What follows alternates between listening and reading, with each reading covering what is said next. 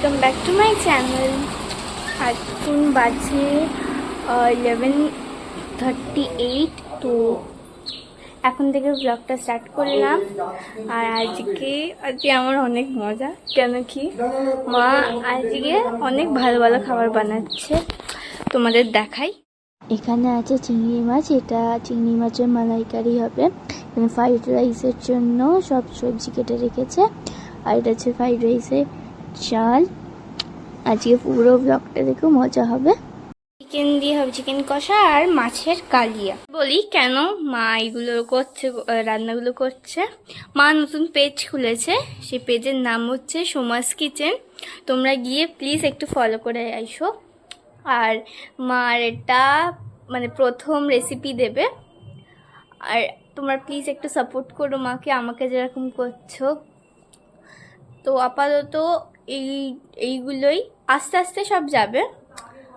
আর এখন মাইগুলো বানাচ্ছে, তোমাদের কিছু কিছু দেখাবো এই ব্লগে। আর তোমরা বাকি পুরো রেসিপিটা দেখতে পারবে মার পেজে।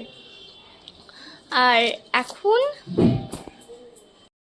আজকে ওয়েদারটা একদম ভালো ছিল না, দেখো কিরকম একটা বড্ড গরম লাগছিল, নালে বৃষ্টিও কি জানি কিরকম বাজে ওয়েদার ছিল আজ। আমার মিঠু সোনা আছে, আর এটা হচ্ছে আমার রাফপত, এরা দুইজন।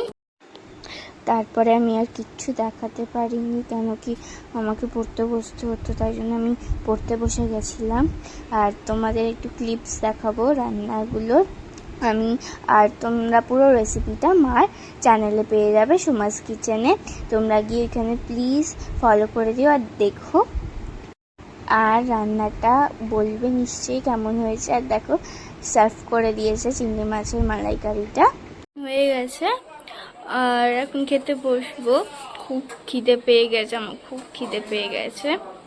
খেতে বসে যাই। এখন খেতে দিয়ে দিয়েছে মা, ফ্রাইড রাইস দিয়ে দিয়েছে।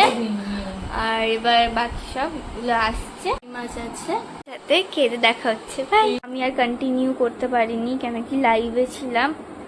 আর এখন আর বড় করব না, নাহলে একটু বোরিং হয়ে যাবে আর পড়তেও বসতে হবে আমাকে।